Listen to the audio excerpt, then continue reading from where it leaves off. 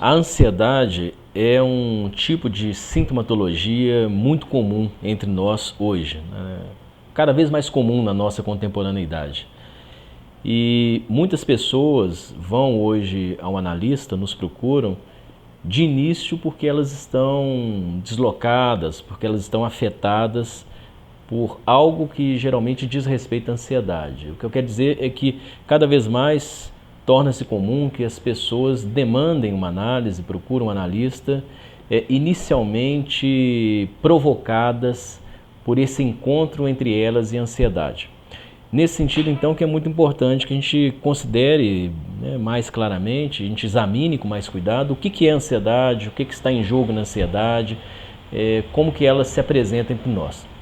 E a ansiedade, vale considerar que ela tem muitas manifestações. A ansiedade é muito multifacetada.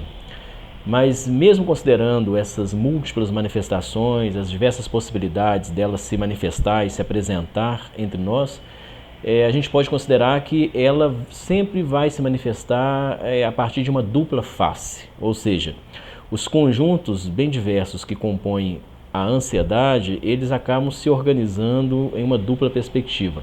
Nós temos então um conjunto de sintomas que nós normalmente podemos chamá-los de sintomas somáticos, aqueles sintomas que vão se manifestar sobretudo ao longo do corpo, né, sobre o corpo, e temos os sintomas psíquicos. Para que a gente possa entender isso melhor, vale descrever um pouco cada um desses dois grandes braços de sintomas. Os sintomas somáticos, por exemplo, são aqueles sintomas que vão se manifestar como sudorese, né? Então a pessoa sente suores, suor nas extremidades, sudoreses, né, em várias partes do corpo, um aumento da sudorese. Tremores podem fazer parte desse quadro sintomático, temor, né, o tremor das extremidades, né, aquela sensação de que o corpo está, né, tremendo, de que tem alguma coisa no corpo fora do lugar. Dores que se deslocam pelo corpo, uma sensibilidade maior ao próprio corpo. Então a pessoa ansiosa ela começa a sentir mais que ela tem estômago, que ela tem intestino, ela sente, né, mais internamente os órgãos do corpo, então ela tem uma maior sensibilidade em relação a essa sensação interna do próprio corpo.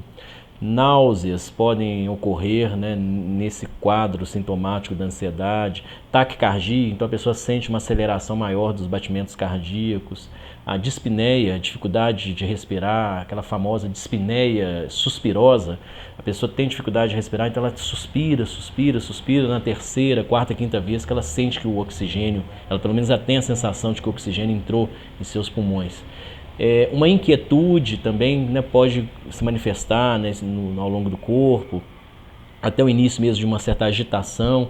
E essa situação muito interessante, muito típica da ansiedade, de que o ansioso ele está ali muito próximo de um perigo, há um perigo iminente e, portanto, uma sensação de grande vulnerabilidade. Isso é muito marcante na ansiedade, né? Em graus variáveis, mas essa sensação de perigo iminente, de vulnerabilidade, acabam se apresentando. Já os sintomas psíquicos, que também compõem a ansiedade, esse outro braço de sintomas psíquicos, são sintomas como, por exemplo, os pensamentos de impotência. A pessoa começa a achar que ela não vai dar conta de fazer as coisas, às vezes coisas do cotidiano.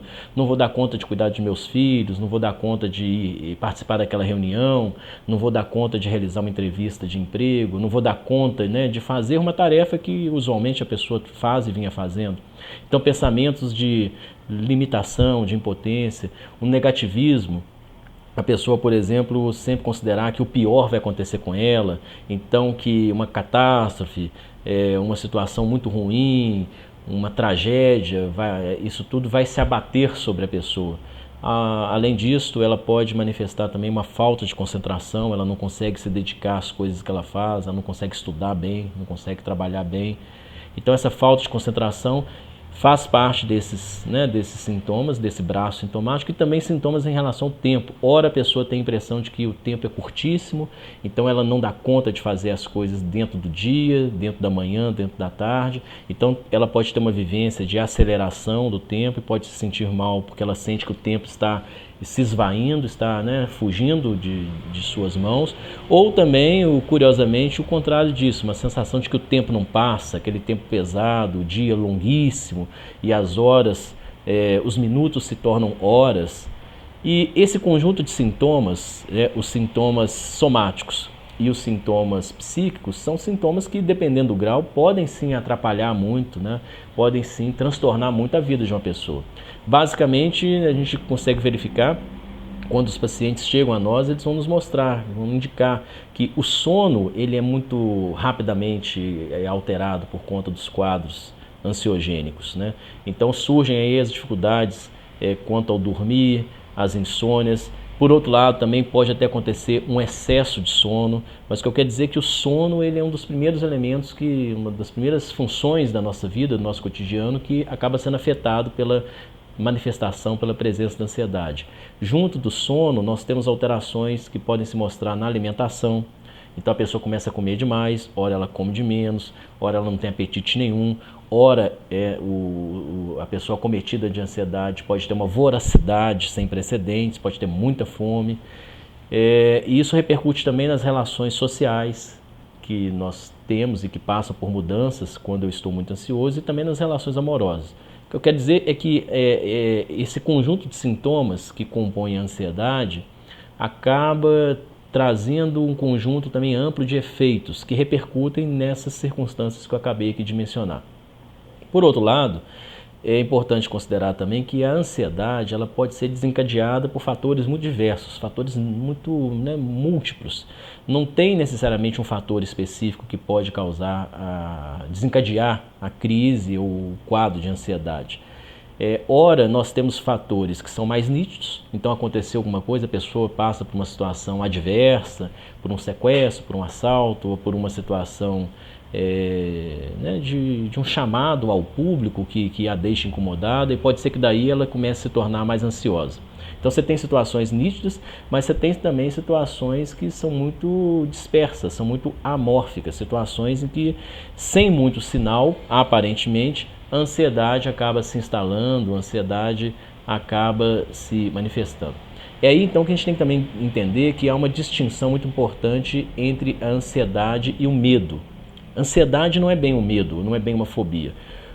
Quando nós sentimos medo ou quando nós estamos em meio a uma situação fóbica, o medo é diferente da ansiedade. Por quê? Porque o medo nos apresenta um objeto.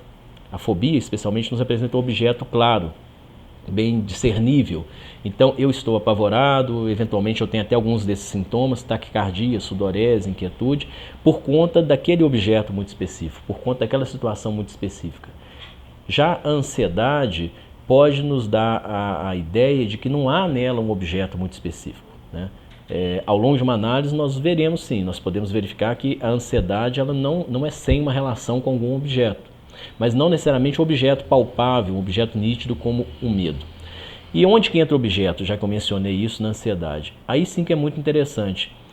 Os momentos em que nós nos sentimos ansiosos, que nós somos capturados, aliás, somos sequestrados pela ansiedade, são geralmente os momentos em que eu me coloco como objeto numa dada situação. Então o objeto está ali, é o sujeito se colocando como objeto.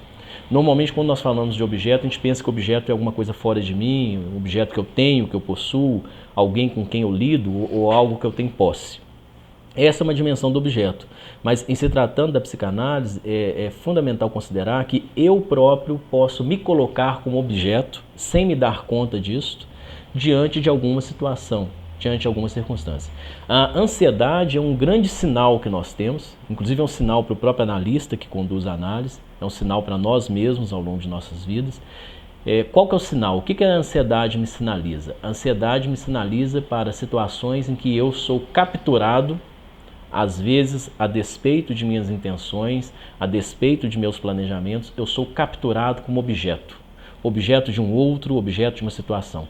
Então, em todos os momentos que eu me entrego, de certa forma, que eu me vejo aprisionado como um objeto, eu começo a perder essa minha condição de sujeito, aí sim são os momentos em que a ansiedade, ou até de maneira mais significativa, alguma coisa muito mais aguda, a angústia, são nessas situações que a angústia e a ansiedade acabam se manifestando. Quando essa dimensão minha do sujeito Sujeito como sendo aquele que minimamente quer, busca, faz, erra, quando isso acaba sendo eclipsado, isso acaba sendo, isso vai saindo de cena, isso é ofuscado, e o que surge em mim é uma dimensão que não faz bem, me causa, né, uma certa paralisia, é eu tomado por alguma situação enquanto objeto. Nesse sentido é que, de fato, sim, quando um ansioso nos diz que ele se sente capturado, que ele se sente sequestrado, ele tem razão. Ele está capturado, sequestrado por esse tipo de condição subjetiva. Ao longo de uma análise, o desafio que nós temos a cada análise é buscar, né, um destecer, uma outra costura quanto a isto que ao longo da minha vida me captura como objeto. Então tem que recosturar, tem que reordenar essas situações que, enquanto isso não for feito, né, eu posso repetir e daí a pouco eu estarei ansioso, me vendo, de certa forma, me descobrindo, né, para o meu próprio horror como objeto de uma dada situação.